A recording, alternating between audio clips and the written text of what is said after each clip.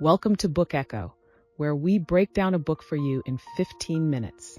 Today we're discussing The Willpower Instinct by Kelly McGonigal. Imagine this scenario. You've just decided to lose weight, but as soon as you enter the supermarket, you're drawn to the array of sweets and snacks. You tell yourself you're just looking, not buying. Yet before you know it, your cart is filled with chocolates, chips, and ice cream. Back home, you look at these high-calorie foods with regret, wondering, why can't I control myself? This feeling of lack of self-control is something many of us can relate to. We often make plans to lose weight, quit smoking, learn new skills, but frequently abandon them midway due to a lack of willpower. Why is our willpower so fragile? Is there a way to strengthen our self-control? The book we're discussing today reveals the secrets of willpower and provides scientifically proven methods to enhance self-control. The author, Kelly McGonigal, is no ordinary person. She's a psychology professor at Stanford University, and her course on the science of willpower is incredibly popular. Did you know her course was even named a life-changing class by Forbes magazine? This book, The Willpower Instinct, is based on her course content and includes numerous scientific research findings and practical exercises.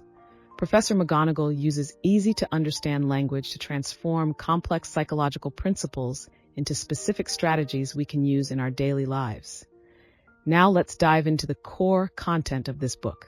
I'll break it down into 3 parts. First, we'll discuss what willpower is and why it's so important. Second, we'll explore the factors that influence willpower. And third, we'll learn specific methods to enhance willpower. Let's begin. Part 1. What is willpower and why is it so important? Willpower, simply put, is our ability to resist temptation and stick to our goals. It's like a manager in our brain, coordinating our thoughts, emotions, and behaviors, allowing us to act according to long-term goals rather than immediate interests. Professor McGonigal compares willpower to a muscle. Think about it. Muscles need exercise to grow stronger, and they can also fatigue from overuse. Willpower works the same way. So why is willpower so important? Because it affects almost every aspect of our lives. Research shows that people with strong willpower tend to perform better academically, are more successful in their careers, have more harmonious relationships, and are healthier both physically and mentally. Let me tell you about a famous experiment called the marshmallow test. In this experiment, researchers gave 4-year-old children a marshmallow each and told them if they could wait 15 minutes without eating it, they'd get a second one. Guess what? The children who managed to resist eating the marshmallow performed better in their studies, work, and other aspects of life more than a decade later. This demonstrates the importance of willpower. However, willpower isn't constant. Each person's willpower fluctuates with changes in environment and state. For instance, when we're tired, stressed, or in a low mood, our willpower often decreases. This explains why we're particularly prone to indulgence at certain times, like eating a lot of junk food after working late. Professor McGonigal introduces an interesting concept called ego depletion. What does this mean? It suggests that our willpower is like an energy pool, and each time we need to control ourselves, we consume energy from this pool. When the energy is depleted, we're more likely to succumb to temptation. For example, let's say you do several things requiring self-control after waking up. Not hitting the snooze button, choosing a healthy breakfast instead of a donut, and sticking to a 30-minute morning run. These behaviors all consume your willpower energy. By the afternoon, you might find yourself more easily tempted by snacks in the office or having difficulty concentrating on work.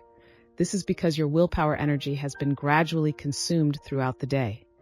But willpower isn't just about saying no. In fact, it comprises 3 core components. 1. The power of I won't. This is what we typically understand as self-control, the ability to resist temptation. 2.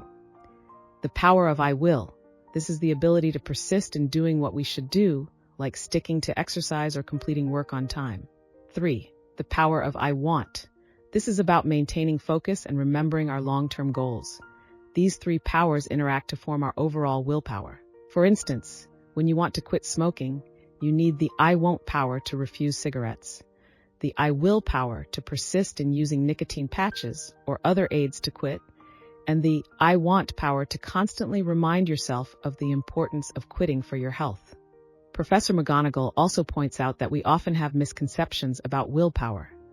Many people think self-control means having strong willpower, being able to endure pain and suppress desires. But in reality, the most effective self-control strategies are often not about enduring, but learning to manage our attention, emotions, and desires. For example, a person wanting to lose weight might be better off learning to shift their attention and find other healthy activities that bring pleasure, rather than constantly battling with themselves not to eat sweets.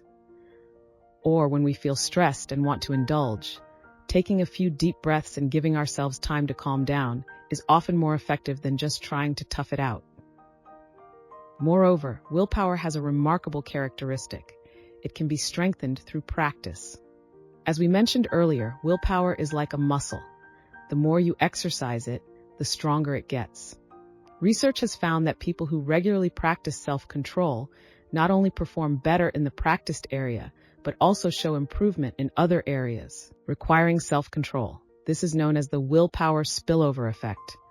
For example, one study had a group of students brush their teeth with their non-dominant hand for 2 consecutive weeks.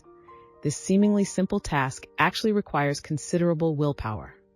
The results showed that these students not only improved in toothbrushing, but also showed progress in other areas requiring self-control, such as studying and eating habits.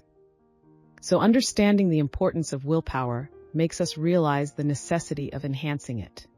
But before we get into specific enhancement methods, we need to delve deeper into the various factors that influence willpower. This is what we'll discuss in the next section. Part 2. Let's talk about the factors that influence willpower.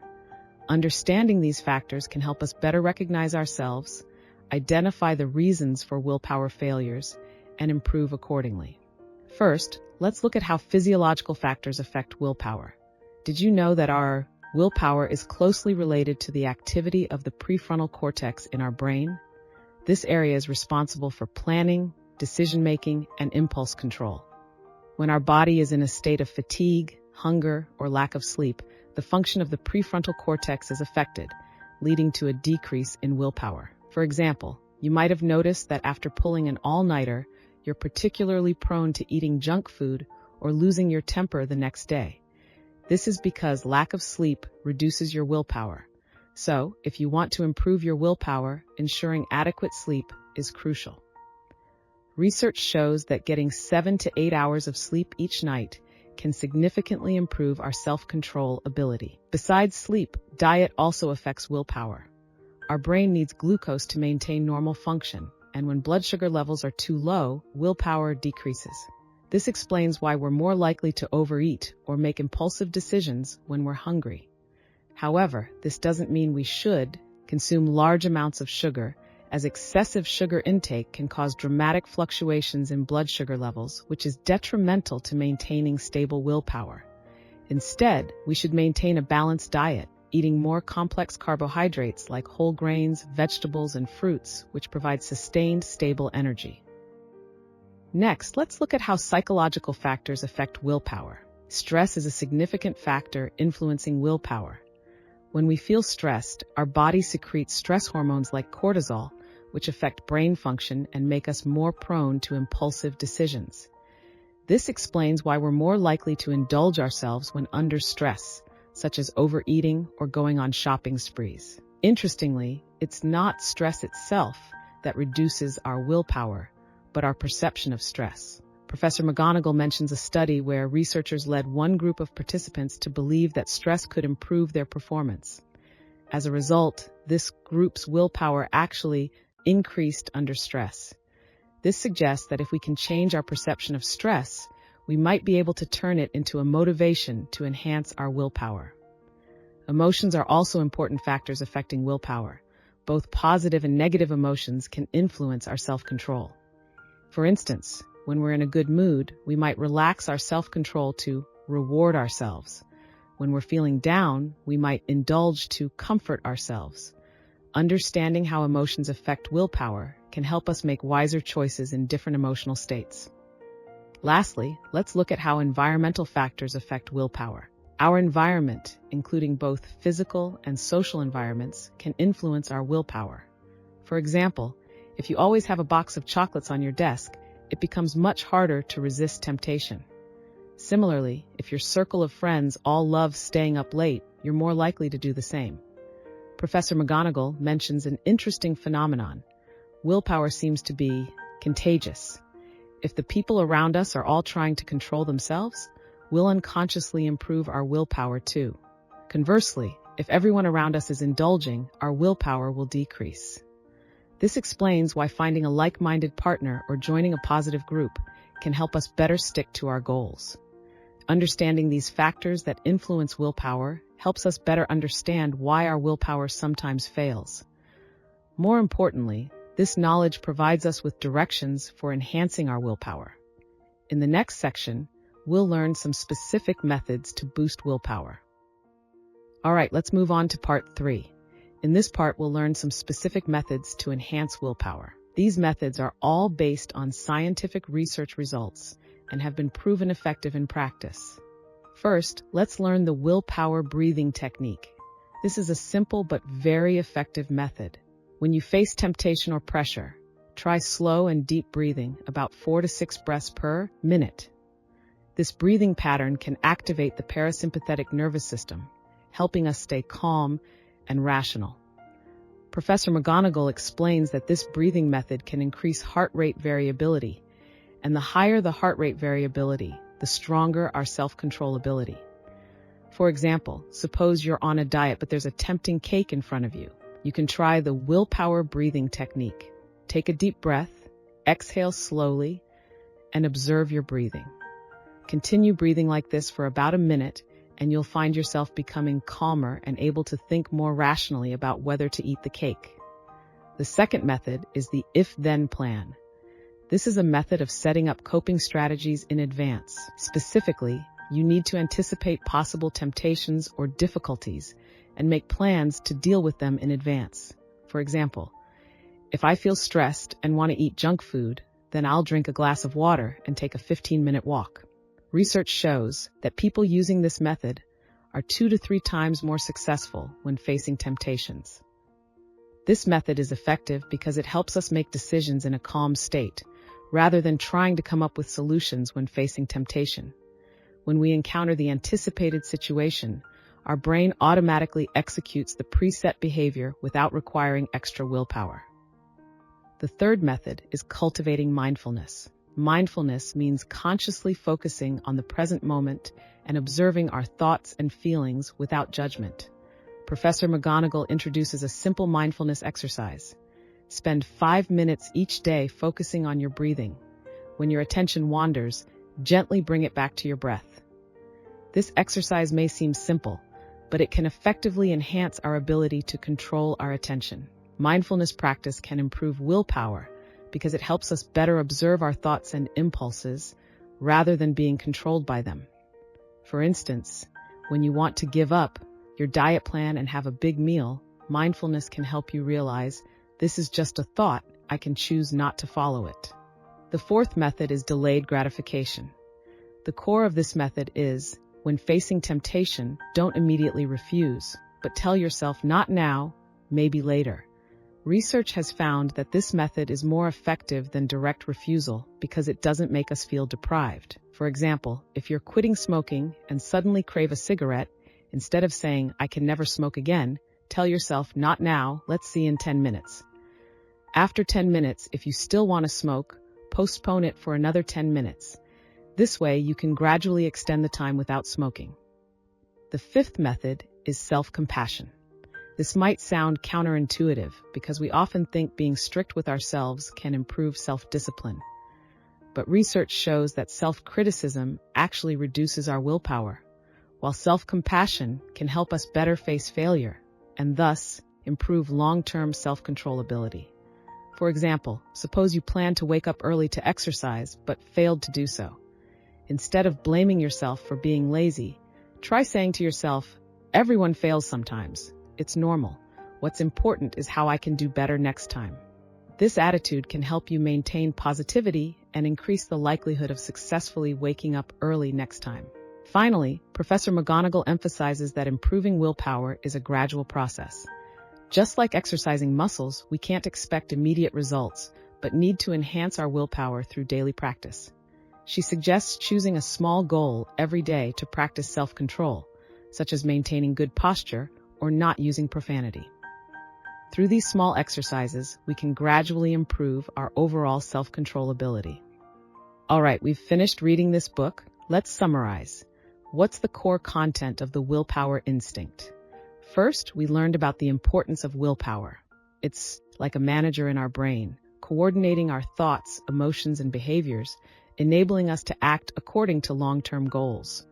People with stronger willpower often perform better in learning, work, interpersonal relationships, and health. Second, we discussed various factors that influence willpower. These factors include physiological, psychological, and environmental factors. In terms of physiological factors, sleep and diet have significant impacts on willpower. Ensuring adequate sleep and a balanced diet can provide us with stable energy, thus maintaining a higher level of willpower. Regarding psychological factors, stress and emotions both affect willpower. However, it's important to note that our perception and attitude towards these factors can change their impact. For instance, if we view stress as a motivation to enhance performance, it might actually strengthen our willpower.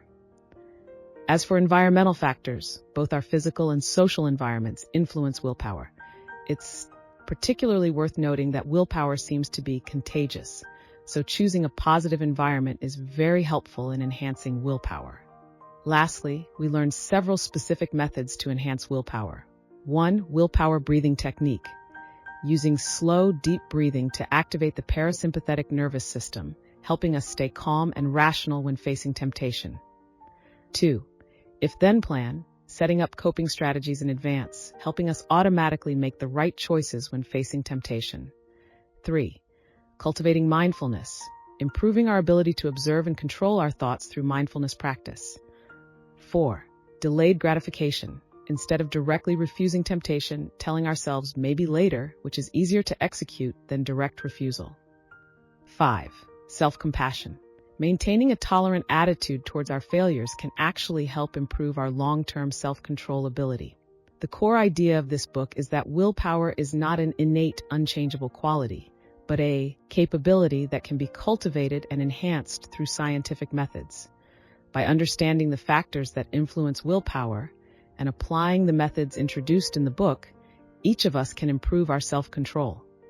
By applying these methods in our lives, we'll find ourselves increasingly able to resist short-term temptations and stick to long-term goals. Whether you want to maintain a healthy lifestyle, improve efficiency at work, or cultivate new habits, this book provides practical and effective strategies. That's all for today. I hope this interpretation helps you better understand the willpower instinct, and I hope you can apply the methods from the book in your life to gradually enhance your willpower. Remember, every small progress is worth celebrating because they will eventually accumulate into significant changes. Let's start our journey of enhancing willpower together.